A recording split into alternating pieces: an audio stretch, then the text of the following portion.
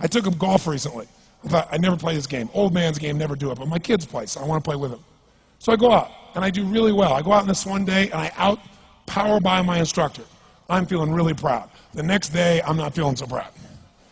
I keep putting the ball in the water again. I'm so frustrated. Put down another one. Put down another one. I don't care. I don't care what my score is. Let's do it. And finally, I was getting frustrated. He's going things like, ain't it a bitch? This is golf. And I'm going, bull. I said, you're a terrible instructor. I said, because I should at least be consistent at whatever shitty level I can achieve. I said, I know I'm not Tiger Woods, but I should be able to be consistent, and you're just telling me it's difficult. Telling me it's difficult is not helping. Tell me what to do. He said, well, actually, you're only a little bit off. I said, could have fooled me. He said, no, you're about a millimeter or two off. I said, you're joking. He said, no, watch this. He said, I didn't teach you this yet. He said, when you approach the ball like this, he said, if you change the angle that you're attacking this just 1 or 2 millimeters, in the very beginning, do you see how that changes the arc? This one, instead of being on the green, by 1 millimeter, now you're in the water. 1 millimeter over here, you're in the sand. And he said, and also you're hitting the ground by 1 millimeter sometimes. You're not stroking it, just 1 millimeter.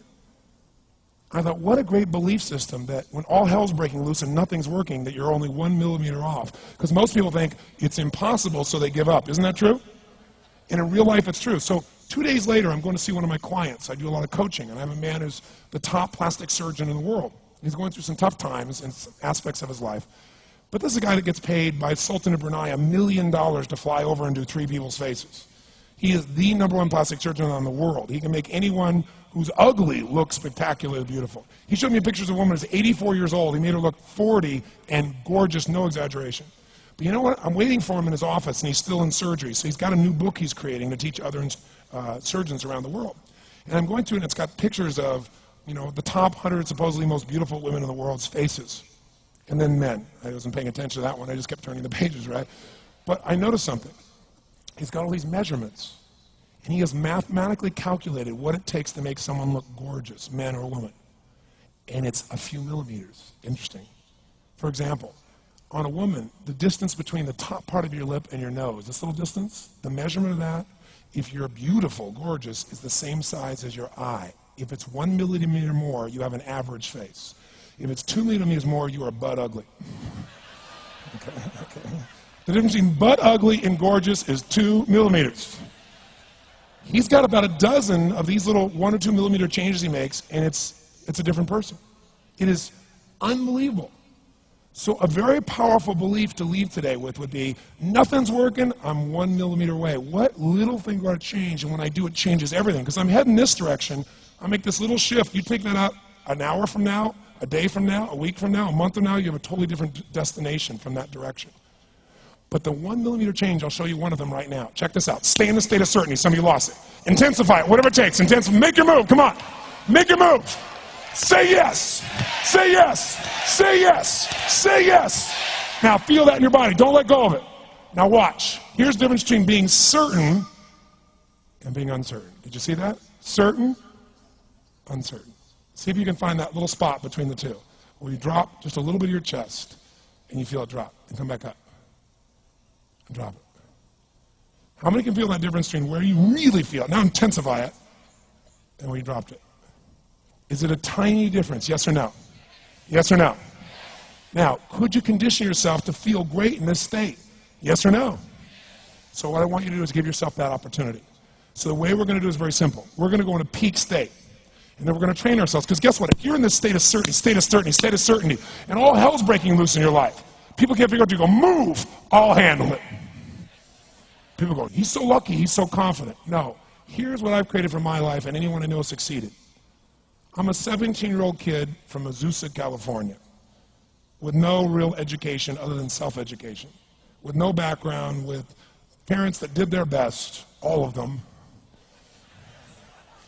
with no money, but I did one thing. I loved people, and I had an enormous demand I made upon myself, and I sculpted my mind and my emotions to get me to do whatever it would take to achieve and to contribute. But to do that, I did it by using my body and changing my focus. I did it by putting myself in a peak physiology and using what I call incantations. Can you train yourself to believe something, yes or no? Absolutely. How How many of you ever made the fatal mistake of going to Disneyland or Disney World, and while you're there made the fatal mistake of going to a ride called It's a Small World After All? What happens for about a week after you're out of that damn place? You're still singing this thing in your head in 24 languages, right? Well, let me tell you something. How many of you have things when you want to go achieve them and this part of your voice goes, oh, it's not going to happen, or forget it? How many got a voice that sometimes interrupts that good pattern? Say I. And what you want to do is train a new one. So starting when I was 17, I started doing incantations, not affirmations. Affirmation, you go, I'm happy, I'm happy, I'm happy, I'm happy, I'm happy. What's the problem? You haven't changed your what? Your what? Physiology. If you don't change your physiology, you won't get anything. So an incantation is not only you speak it, but you embody what you're saying with all the intensity you can. And you do it with enough repetitions that it sticks in your head. Like It's a Small World, now the conversation in your head is always the same and it gives you what you want. So you use your body and your voice. So 17 years ago, I started doing things. I was working for Jim Rohn, this speaker, and I was 17 years old. I had long hair, minestrone soup, acne on my face. And I was trying to call on Bear Stearns type of people and convince them why they should go to this man's seminar and be more successful. I was driving a 1968 Volkswagen that I had earned at $40 a week as a janitor. The only way I did it was park far from the building and then go in, and I love people and I believe, but I put myself in state, and I was able to influence people that were far more successful than I was at the time. I would do something that I still do backstage and have done for 23 years because I don't hope I'm going to be in a good state, I demand it. So I do an incantation using my whole body. I'd say, I now command my subconscious mind to direct me in helping as many people as possible alive today to better their lives by giving me the strength, the emotion, the persuasion, the humor, the brevity, whatever it takes to show these people and get these people to change their lives now. And I would do that literally driving in my Volkswagen to a meeting in LA on the freeway for 40 minutes. People are looking at me, I'm screaming at the top of my lungs. They're going, I know he's a serial killer, I know he is.